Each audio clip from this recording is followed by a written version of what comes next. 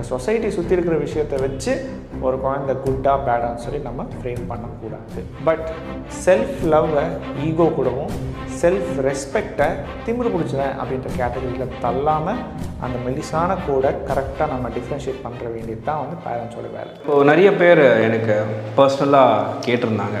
Thiyagu sir சொன்னார் இந்த மாதிரி child good or bad society decide பண்ணாது அப்படின்னு சொல்லி. சோஷியல் வெல்பீயிங் தான் ஒரு ஹியூமனு. சொசைட்டி எப்படி வந்து பார்க்குதோ அதை பேஸ் பண்ணி தான் குட் சைல்டு பேட் சைல்டுன்னு சொல்ல முடியும். சொன்னீங்க செல்ஃப் லவ் அப்படின்னு சொல்லியிருந்தீங்க இல்லையா?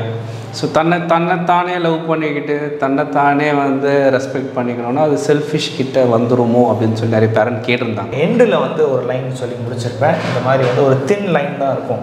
செல்ஃப் லவ்வுக்கும் செல்ஃபிஷ்ஷுக்கும் அதே மாதிரி செல்ஃப் ரெஸ்பெக்ட்டுக்கும் ஈகோவுக்கும் வந்து ரொம்ப தின்னான ஒரு லைன் தான் இருக்கும் அப்படின்னு சொல்லி தான் அந்த வீடியோ முடிச்சிருந்தேன். விஷயம் என்னென்னு பார்த்தீங்கன்னா, இப்போ நான் சின்ன எக்ஸாம்பிள் ஒன்று சொல்கிறேன். இப்போது ஒரு பையன் வந்து ஒருத்தனை தள்ளி விட்டான்னு வைங்க, அவன் விழுந்துட்டான். இப்போ அவன் விழுந்தவனுக்கு 2 சாய்ஸ் இருக்குது. ஒன்று திருப்பி எந்திரிச்சு நின்று இந்த மாதிரி இனிமேல் பண்ணாத, அந்த மாதிரி பண்ணோன்னா நான் வந்து பெரியவங்கிட்ட சொல்லிடுவேன், டோன்ட் ஹர்ட் மீ அப்படின்னு சொல்லி அவனை வார்ன் பண்ணிட்டு தூர விலகி வருகிறது. இல்லையா அந்த எழுந்த உடனே பொக்குன்னு மூச்சு வழியாக நிற்கிறது.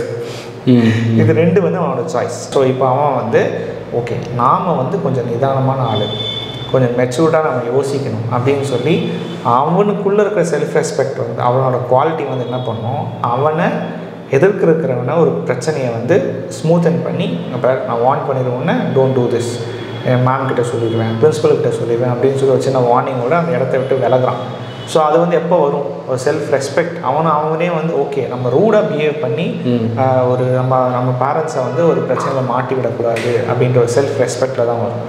செல்ஃப் லவ் எப்போ வரும் அப்படின்னு பார்த்தீங்கன்னா, ஒரு அதே மாதிரி சும்மா இன்னொரு எக்ஸாம்பிள் ஒன்று சொல்கிறேன். ஒருத்தன் வந்து ஒரு நல்ல ஒரு டான்ஸராக இருக்கான், ஒருத்தர் சிங்கராக இருக்கான் அப்படின்னா ஓகே நம்மளுக்கு சூப்பராக வருதே, ஆட வருதே, பாட வருதேன்னு சொல்லி ரொம்ப அப்படியே எக்ஸாஜரேட் பண்ணிக்காமல் ஓகே இன்னும் எப்படி இம்ப்ரூவைஸ் பண்ணலாம், இப்படி இம்ப்ரூவைஸ் பண்ணால் நம்ம வந்து ஸ்ரீடா மாதிரி ஆகலாமா, ஸ்ரேயா கோஷல் மாதிரி ஆகலாமா, அவங்க யூஸ் பண்ணுற டெக்னிக்ஸ் என்ன, இந்த மாதிரி கான்ஸ்டண்ட்டாக எக்ஸ்ப்ளோர் பண்ணிகிட்டே இருக்கும் போது என்ன ஆகும், அவனோட நம்மளுக்கு நல்லா பாட்டு வருது இன்னும் இம்ப்ரூவ் பண்ணலாம்ன்ற ஒரு செல்ஃப் லவ் வந்து it makes him more talented.